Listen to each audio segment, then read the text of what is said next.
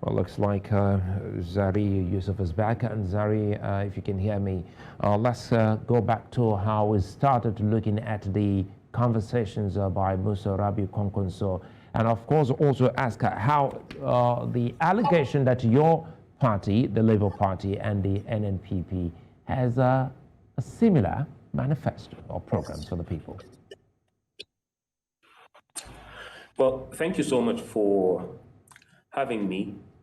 In that regard, I think that would be a coincidence. So if it came as an allegation, I wouldn't really know if I'd categorize that as an allegation. If there are certain similarities or certain shared ideology, I'd say, oh, some ideologies that perhaps the party shares that are similar to that of Rabi Musa Kwankwaso's party. That would just be a coincidence. I'd put it that way. And I wouldn't really know if anybody would make that an allegation. Of course, listening to him in matters of education, diversification of the economy, and a few things.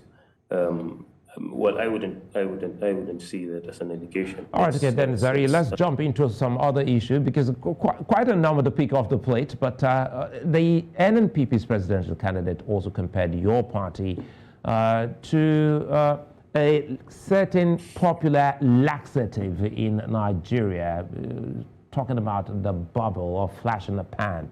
I'm sure you heard that as well.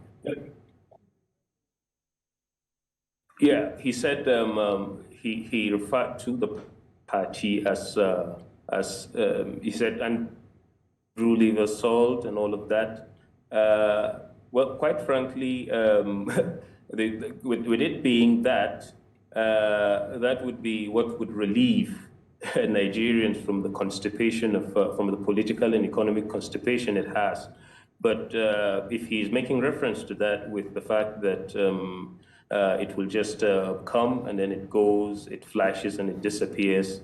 Unfortunately, he's saying that against common sense. He's trying to swim against common sense. I mean, the streets will give you that answer. Social media will give you that answer. Mainstream media will give you that answer. What happens daily, I mean, the growth of the movement, the power, the momentum is completely against what he's claiming. But again, I hope you're there. It looks like perhaps it's just a wishful thought. Okay, Zari, quickly let me bring this before we lose this connection again.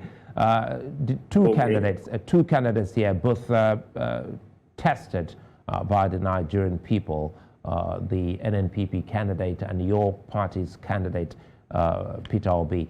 So, and he's been able to say these are some of the key things I've done. How do you think the Nigerian populace, because you spoke about the street, is engaging these two candidates to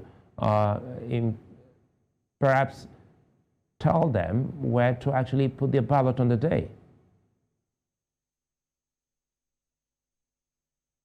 Well, frankly speaking, I would ask them to put their ballot with the man who identifies with them, with the man who is not afraid to face them, with the man who's not afraid to ask, to speak to them on the issues of the day, with a man who, from the very moment he came out, has never, ever appealed to ethnic sentiments, has never appealed to religious sentiments. I mean, he's been bold enough to face his kin, the Igbos, and say to them, do not vote me because I'm from this region.